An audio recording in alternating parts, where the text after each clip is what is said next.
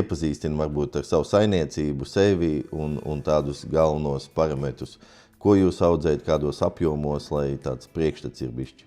Tad, mani sauc Kaspars Tīpins, pārstāvu uzņēmums Lielurcava Agro. Esam graudkopības uzņēmums. Šodien, kad vēl filmējam šo video, esam arī lopkopību iekšā, bet tas šobrīd jau ir aizējam no tā segmenta. Un tāpat esam arī sēklopības saimniecība, audzējam sēklu, sagatavojam sēklu. Tad, protams, galvenā kultūra vēl joprojām ir kvieši, kas ir ap 2000 hektāri. Tad ir apsis un pulpas, bet jau 2 gadus darbojamies ar linijiem, kas šīs dienas temats, kā es saprotu, galvenais tad linija mums ir.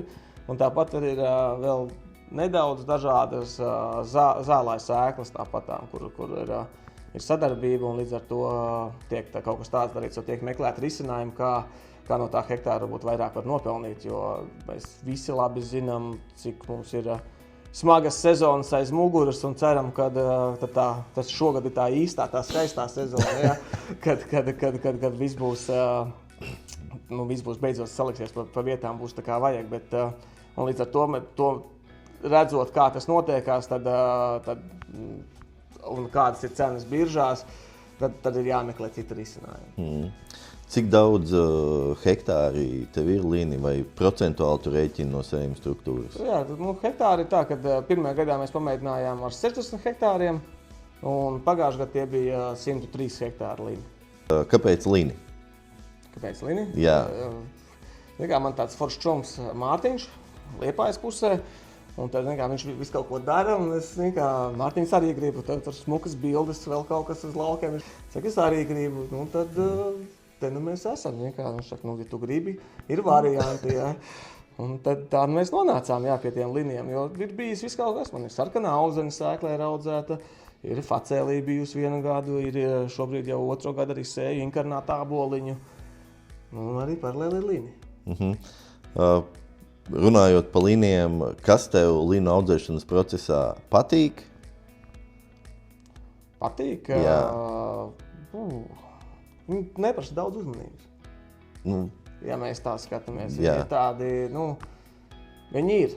Bet, lai pateiktu to, ka tā ir tāda vieglā kultūra, izbēra uz lauku, aizbrauc kombainu, paņem atved mājās, laikam tas arī meloši. Kas ir tas, kas nepatīk? Tas izaicinājums noteikti varētu būt tā vākšana, jo man ir 2 gadu pieredze, un viņi ir diametrāli pretēji. Tie pozitīvie un foršie stāsti jau vienmēr visiem iededzina acis, bet tev tas 2. gads tomēr bija diezgan izaicinošs. Jā. Tā tu man stāstīji, tad varbūt tu padalies. Vai labāk par to 1. gadu. Jo, ja runā par 2. gadu, tad gribētos visticamāk beigt. Un tā teikt, arī tēvam to redzot visu, viņš nav sajūsmā. Tad 29. augusts, kā mēs zinām, tad tā bija 24. gada vasara. Pat septembris bija kāds tā kā vasara, jā, un arī no kombaineriem bija, kad es jau biju pirms tam sabiedēts, ka tur līni, kulšana, tu tur skaties, tas.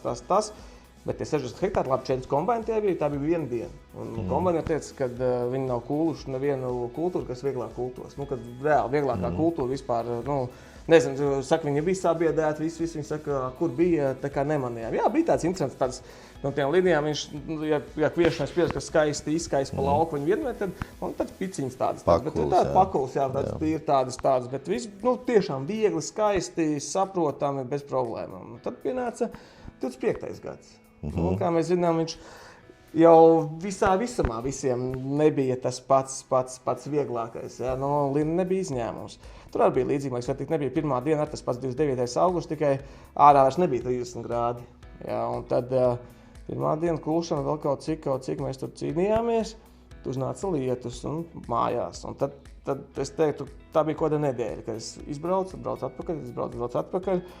Neslēpšu arī, kad 2. dienā uz lauka ierastajām kombainam, tur transportam, noteikti piekapt nevajadzēja, lai transports pietikās.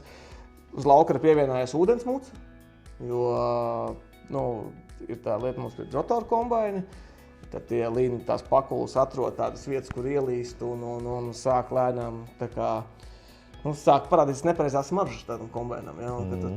Tāds manāmi satrauc paliec, jo sākās tāda gruzdēšana, Bet kas ir pozitīvi, labā ziņa linijām, ja, ka viņi atšķirībā no kviešiem, viņi tā neaizdegās uzreiz. Viņi kaut kur nav pareizās, tu jūti, ka nav pareizās maržas un tev ir laiks reaģēt. Ja, bet bija tā, jā, vienu kombēnu mēs pielējām tā citīga ar ūdeni, jo viņš bija protors atnies, viņš tā kā sapresējies un viņš lēnām.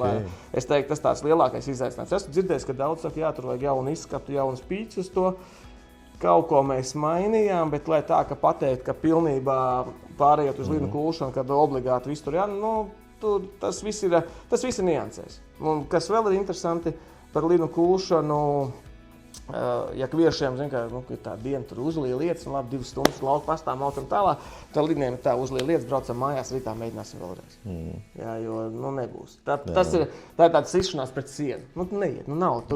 Viņi ļoti paliek. Līdz ko stublais paliek mitrs. Viņš ir nebaudāms. Jā, šķiedrs augsts tomēr viņš ir, un kaut vai viņš ir eļai un sēklai, tāpat tas ir šķiedri. Jā. Nos arī to, ka telefoniski teica, ka tev šajā gadā nezinu kādu apstākļu dēļ, to mēs varam mēģināt izdiskutēt, bet ka tev daļa linu nokrita Veldrē.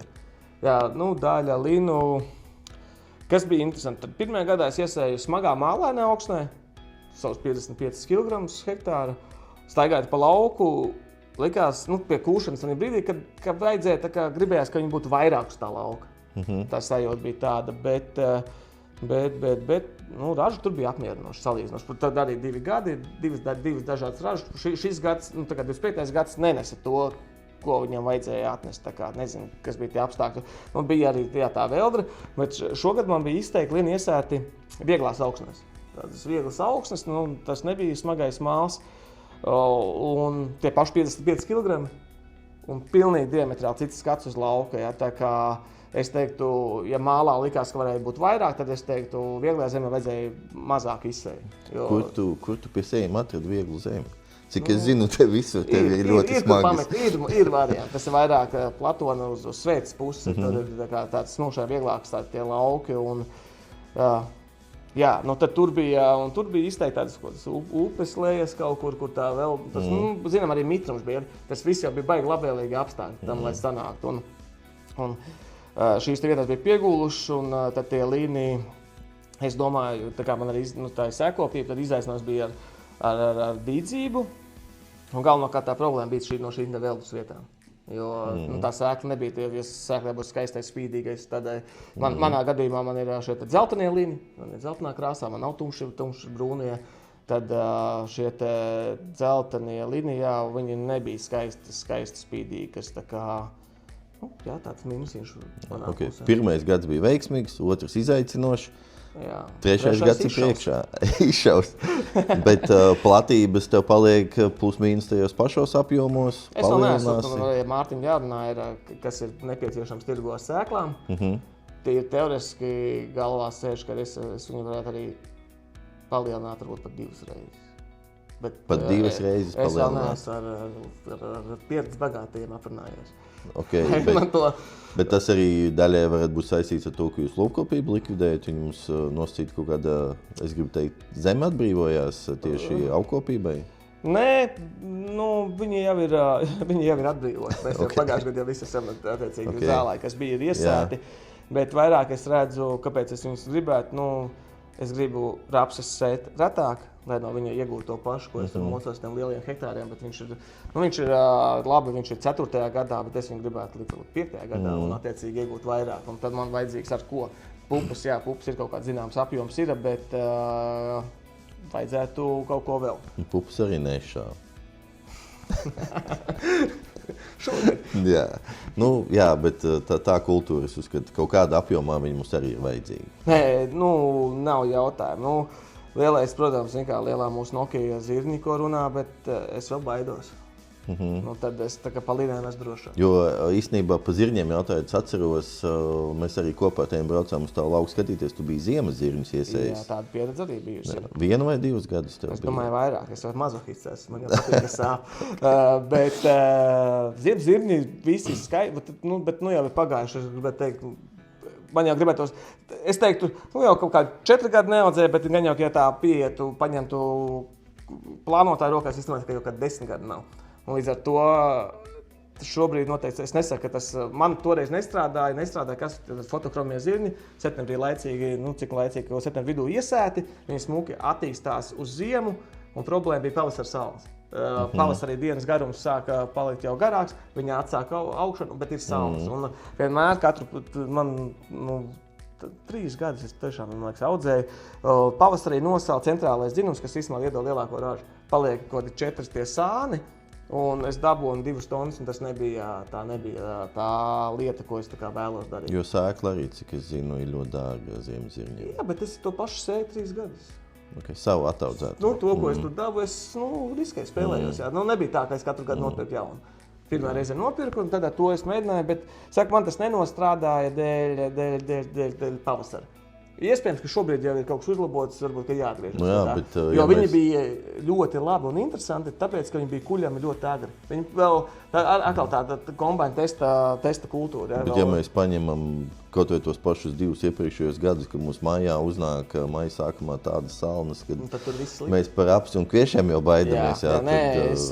Tieši tas arī tāds, bet selekcionāri arī strādā. Iespējams, tur ir pilnīgi, viņi saprot šo vājo vietu. Bet, es domāju, ka ir pagājuši 10 gadi. Jo Anglijā ir arī ziemas lini. Viņi viņu sauc par ziemas liniem. Jā, cik viņi ir ziemas, jāsaprot, lai tik Latvijā arī jau viņi nav iesēti. Jā, es neesmu dzirdējis. Jā, jāsazinās, ar biedriem.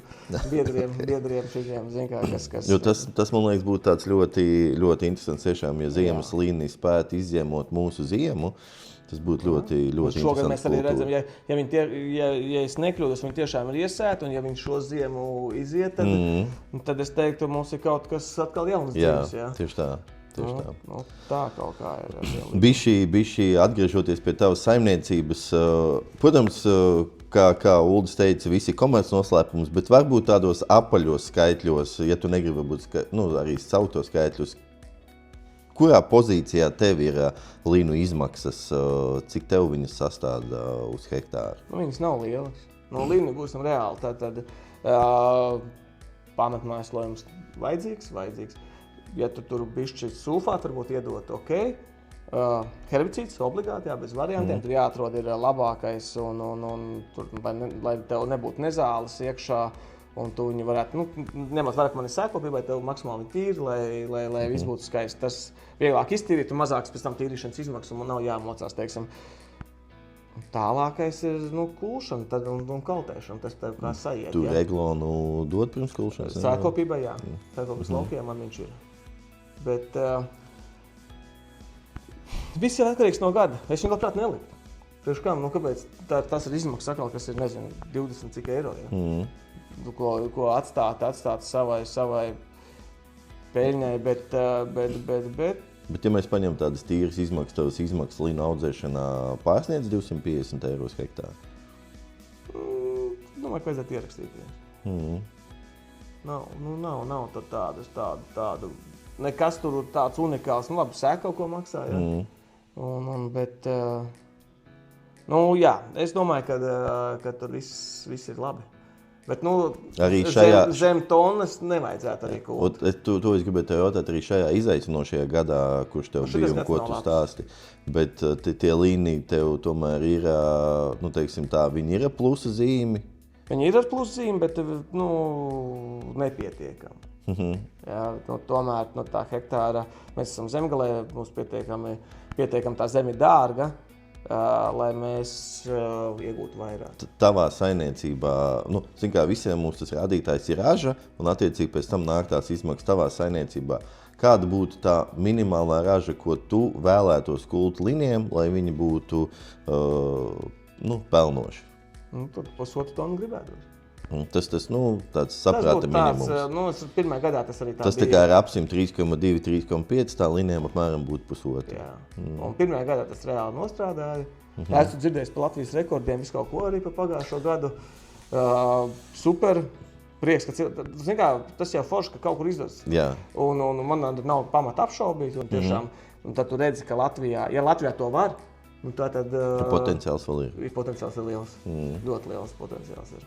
Un tagad mēs kopā ar Geronu mēģinam arī citus saimniekus, teiksim tā, pierunāt uz audzēšanu vai līniju. ja tiešām traderi nostrādā veiksmīgi un viņiem ir savu tirdzniecības kanālu un viņi to, teiksim tā, ievieš tā kā kultūru, tā kā, nezinu, zirņus, pupas un, nu labi, par kviešiem nerunāsim, vai Lini varētu būt arī tāda, nu, stabila kultūra tajā Latvijas ainavā. Jā, nu, zin kā, te atkal izaicinājums, zin kā, kultūra tur vispār nav jautājumu. Jā, viņi ir, bet tad, kad to dara visi, tad jautājums, kas notiks ar cenu. Bet jums kā sēklaudzētājiem tas būtu labi. Nu, jau vairāk, jau labāk. Jā, bet nu, pēc statistikas Eiropas Savienība ir viens no lielākajiem līnu sēklu, gan eļas, gan pašu sēklu patērētājiem. Un mēs esam tik slinki, ka mēs lielāko daļu importējam no Kanādas un Kazahstānas. Tā kāpēc mēs nevarētu tā kā viņu apjomu atstāt viņu valstīs un paši sākt audzēt bišķi vairāk? Nu, tikai lai nesanāk tā, ka te vienā putnu barība kaut kur Polijā par 400 eiro. Jā, un mums vienkārši gribiet audzēt visi forši, bet tas maksā tik, un tad atkal matemātika vairs neiet kopā. Jā. Jā, protams, mēs, kas ir labi, mēs tirgu piedāvājam vienmēr augstvērtīgu produktu, tas vienmēr bijis graudu, vienalga kas, labi, mēs esam, tā teikt, strādājam pēc visām regulām, jā, mums ir pietiekami augsts, nevis pietiekami, bet ļoti augsts prasības par to, ko mēs darām, tad tas tiek izdarīts, un tad, bet jautājums ar to novērtēt. Saku, mēs arī sēklu audzējam, tas tiek novērtēts, jā, jo viņiem ir svarīgi, viņi zina, ka tas ir tas produkts, nevis kaut kas viņu, kaut kur dabūts, ja pēkšņi apjoms ir izaudzis un kaut kāda joka notiekās. Nē, mums tur ir uzticība, tā savstarpējā, jā, un tāda lieta nenotiek, bet es saku, ka tu tā paklausies īstenībā, kad līnija te pašā Eiropas Savienībā ieplūst, jā. Ļoti daudz. Un ļoti daudz, un īstenībā ne tikai līnija, ir dažādas tādas šīs te zālāji un kādas kultūras, ja saka, putnu barība uzpeld, un pēc tam tā putnu barība paliek par sēklu. Jā. Skumji. Bet tas ir tas stāsts, ka īstenībā mēs varam audzēt daudz, bet jautājums, cik viņiem maksā, pieņemsim, tajā pašā Kanādā un Kazahstāna, labi, tur skaidrs, viņi tur varbūt neaizraujās. Jā, cik viņiem beigās izmaksā, lai atvilktu līdz šajienē to visu. Jā, un beigās vēl dempingot mūsu cenu. Jā, tas man vienmēr tā bijis interesanti. Jo, kur redzēt, internetā staigā tās tabulas par to, ka Lini 34. kurš tas gads, jā, ka viņi bijuši 69,000 hektāri. Labi, tie bijuši arī šķiedras Lini, jā, varbūt lielākoties. Bet varbūt, ka tas ir tas, kā mēs varam samazināt šo te rapša hektārus, kas varbūt sabiedrībā, varbūt ne gluži laukos, bet pilsētā liekas, ka tas ir baigā inde un viss ir nepareizi un vispār, jā, ārprāts, bet tad varbūt kopā mēs varam ieviest kaut ko jaunu, jo starp citu, tās bildes ar tiem linu laukiem ļoti skaistas. Bet ir viena maz nianse, ja tu brauc pēcpusdienā, viņi neziet. Ja no rīta brauc skaists lauks, ka tu domā, atbraukšu vēlāk, ģimene kādu bildes taisīšu, atbrauc vēlāk, kā lauka vairs nav, viņš ir zaļš. Jā, bet man tas patīk, ka katra, tā saucamā pogaļa zied vienu dienu, jā, un tas ir arī viss. Ļoti skaisti. Jo tas es atceros, kad es iesēju pirmajā gadā, un tiešām tu atbrauc no rīta, pasakains lauks, un vakarā nav domā.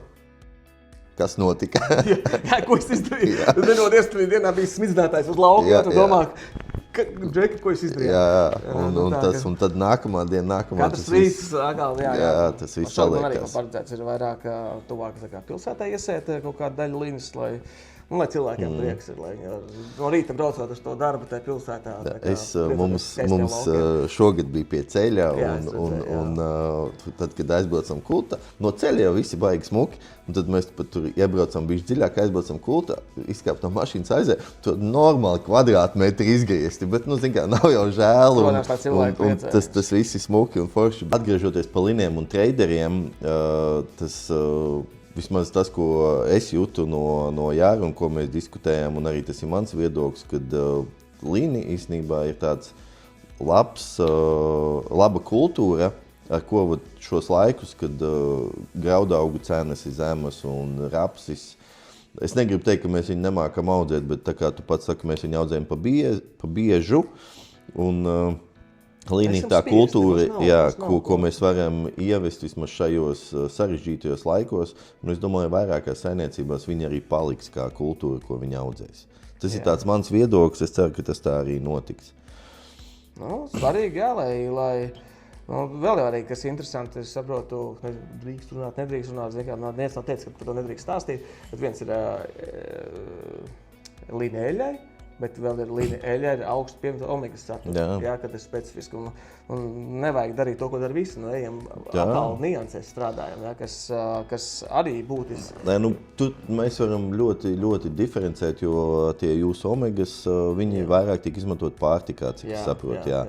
Bet tie, pieņemsim, parastie, ko es arī audzēju, tas ir krāsas, parfimērija. Pa lielam līnu izmantošanas iespējas ir milzīgas. Senīgs var pēc savas saimniecības specifikas var izvēlēties, kurā segmentā viņš sevi redz galā.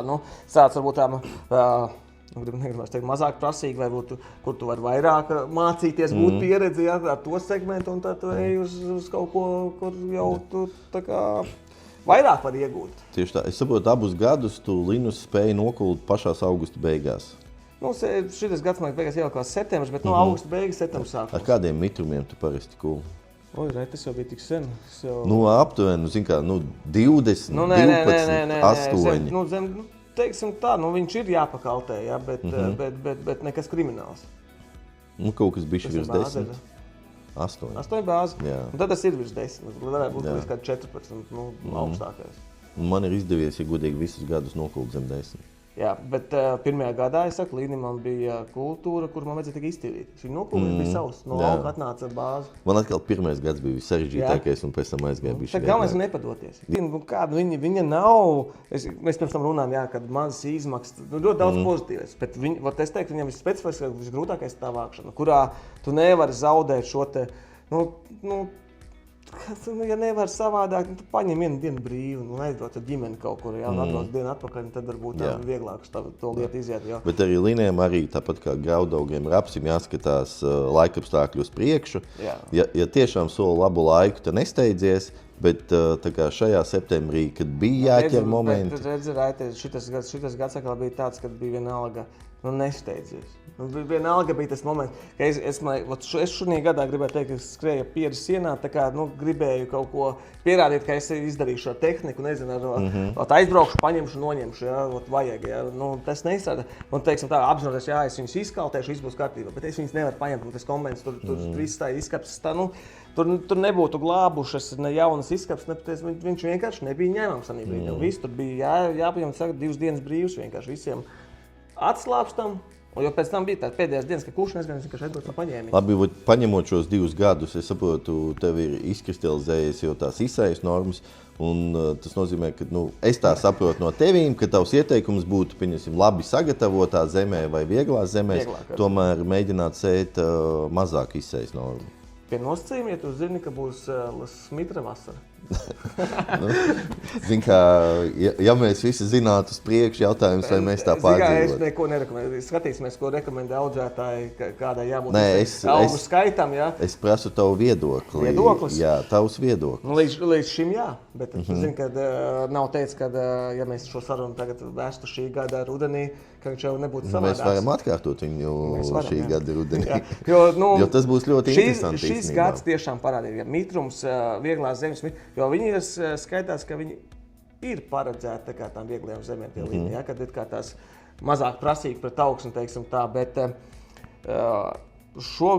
viens no aspektiem, apstākļiem bija tas, ka tas lielais mitrums, kas palīdzēja, tiešām tur nekas nepietrūka.